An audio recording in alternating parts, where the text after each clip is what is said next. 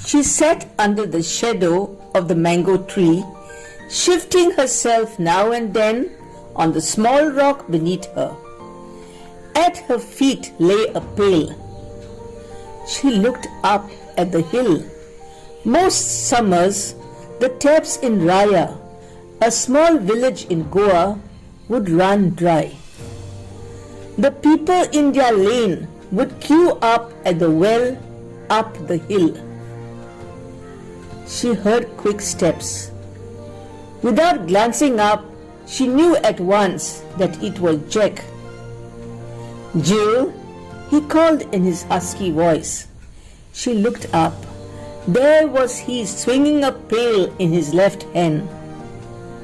Her mind winged back to that summer day in May 2003. She was just 8. Her mother had given her a small pail. She wanted Jill to do her bit like the others. She had trudged up the hill with her pail. An elderly man had helped her fill her bucket, and then she had made her way gingerly down the hill. Out of nowhere, a boy of 12 offered to help. She had seen him in the village. He was quite tall for his age and was really handsome, or so decided her 8-year-old mind. He caught hold of the handle of the pail and they took a few steps. In her nervousness, Jill tripped. She fell and pulled Jack down with her. They both rolled down the hill for some time but were stopped by the trunk of a huge tree. Jack attended to her few bruises, touched his crown to make sure it was okay, and then turned to the tree. "Thank you, Mr. Tree. You have been very kind to both of us." Jill giggled.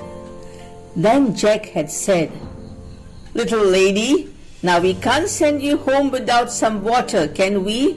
Wait here for a moment." She waited. After what seemed an eternity, he was back with hers and his pail. The sun had now risen in the sky, and very soon it would be 11 o'clock. They spoke as they walked back. He dropped her at her place and said, "Bye, Jill. We'll meet here under your mango tree at 9 tomorrow." And he was gone. The next day, he was there as promised. The villagers grew used to see this sweet young couple wend their way up and down the hill. Jill's parents were very comfortable with Jack. He was a sensible boy and was part of the church choir, and Jill had lost a lot of her nervousness just being around Jack. Came June and school. Jill was now a celebrity. Most of her friends treated her with a new respect.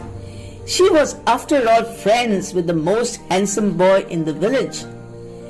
Jill was now a confident 8-year-old. She did her best to study well and shine like Jack. Every May, they made their way up the hill till 2008. One day, Jill asked Jack, "What do you plan to do after 12 science?" Jack had answered his 12th board exams. He paused for a while before answering. This is what she liked about Jack. He was very mature for his age. "Well, Jill," he replied, "I'm hoping to get into medicine. My dad's a doctor. I would like to continue the great job he has been doing." Jill looked up at Jack. She could picture him in a white coat like his dad, with the stethoscope around his neck. Her heart gave a sudden downward plunge. He would be away for weeks in Panjim. Jack looked down and caught the sad look on Jill's face. She had always been a little sister to him, the sister he never had. He felt a twinge in his heart too, something he had never felt before. He caught her hand and gave it a reassuring squeeze. "Don't worry, Jill," he said. "I'll be home every weekend." Jack did make it to the Goa Medical College. Jack explained his plans for the village. "You know, Jill, I'll help our people. I'll be the best doctor ever." Jill looked up proudly at Jack. He was the kindest boy she had ever met. Jack would always have something to narrate during the breaks. She was introduced to Professor Shuggers, who would lean against the tabletop, blow on his spectacles, and wipe them with his handkerchief. Then there was Professor Pensy. She would always enter the class with a chic sari and had most of the boys in love with her. Jill would roar into laughter at all Jack's escapades. She was surprised that Jack played tricks on his teachers and classmates. She looked at him very proudly. He was really the smartest boy she had ever met. By the time Jack completed his MD, Jill had earned her B.Ed through GVM B.Ed College at Ponda. She had always wanted to be a teacher like her mother, Mrs. Dias. She had WhatsApped Jack her dreams, and he had always been supportive. "I know you will be the best teacher," he had WhatsApped back. She had glowed with pride. Jill was happy. She had landed a permanent job in a school at Margaon, and she knew that Jack was all set to start his practice shortly. She had grown into a beautiful young lady, and she wished that Jack would stop thinking of her as his little sister. She recalled the day when Jack had squeezed her hand. That was the day when she knew that he was no longer her big brother. She went and stood by the window. She could see the hill where it had all started. Those were the glorious days when they would walk up hand in hand. They had been two carefree kids. They had grown together. She knew him better than anyone else. The setting sun lent color to the warm glow enveloping her. It was like nature was in unison with her. Ting! She chose to ignore the message on her cell. She remained for another half an hour looking at the hill silhouetted against the setting sun. She gave a deep sigh and moved towards the table. The message was from Jack. She opened it eagerly and read, "Jill, I'm so happy. I'm finally in love. I met her just yesterday at a party. It was love at first sight. I have not told anybody else. I just wanted you to be the first to know. Her name..." Jill could read no further. She slumped onto a nearby chair, her face drained of all color.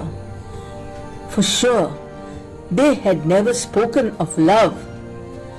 But shouldn't this be love, what they felt for each other? She put on a cheerful countenance at dinner. Her dad asked her, "Jill, any news of Jack? When is he starting his practice?" She replied, "I don't really know, Dad." Her mom added, You are now 23. It's time the two of you settle down. She turned to her husband and continued, Henry, you had better talk to Jason and Maria. Jill quickly replied, Mom, I'm not ready to settle right now. I want to teach for another 5 years. Her parents exploded. Jill excused herself from the table and went to her room. She threw herself on the bed. She gave rein to all her pent-up emotions. Then suddenly she realized, I have not responded to Jack. She picked up her cell, read a glorious description of Charmaine. With a heavy heart, she replied, Wow, Jack, I'm thrilled for you. When do I get to meet Charmaine? Immediate was his reply. Yes, just longing to show her to you. Meet us at Longinius Hotel at 5:30 p.m. tomorrow. Jill replied, Sure, Jack, I'll be there. Jill woke the next morning with dark circles under her eyes. She looked into the mirror. She looked terrible. The school was a drag that day. At 5:30 p.m. she reached Longinius. She saw Jack's familiar head bent towards another head. She extended her hand to Charmaine and said, Hi, you must be Charmaine. Charmaine looked really beautiful. Jill sat silently. Jack observed that Jill was not looking too well. He told Charmaine, You carry on. I have to reach Jill home. Jill noticed that Charmaine didn't look too pleased. And no matter how much she protested, Jack had his way. And soon they had reached Raya. Jill said, Jack, I'd like to go home alone. No, came the reply. I'm coming with you. Jill burst into tears. In response, Jack grabbed her by the hand and climbed up the hill. He sat them down beside the well. He took her hands in his and asked her, What's wrong, Jill? I've never seen you like this. Are they working you too hard at school? Jill just shook her head. At that moment, the moon came out from behind the clouds and shone on Jill's face. Jack was shocked at the pain he saw in her eyes. He drew her close to his chest. 1.5 months later, Jack was back at Raya. He rushed to the well on the top of the hill. Jill had called him. She wanted to tell him something. When he reached the top, his eyes feasted on a wonderful sight. Jill was sitting on a stone, looking extremely beautiful. There seemed to be an inner glow emanating from within. He thought to himself, How was I blind to this? Here was the only girl for me all the time. Yes, sweetheart, he asked loudly, and wrapped her in his arms. She could hear the beating of his heart. She wondered, how will he accept the news? When Jack heard the news, he was excited. Wow, I'm to become a father. And he wrapped Jill still tighter in his arms. Sorry, the baby might get hurt. She giggled and said, I don't think so. She'll be so happy to be hugged by a father. Jack looked mystified. How do we know it's a baby girl? Jill laughed and said, We don't. But remember the rhyme? Jack and Jill went up the hill to fetch a pail of water. God knows what they did up there, but they came back with a daughter. Jack laughed. stood up and gave Jill his hand. "Come," he said, "we have to get married soon." And hand in hand they went down the hill.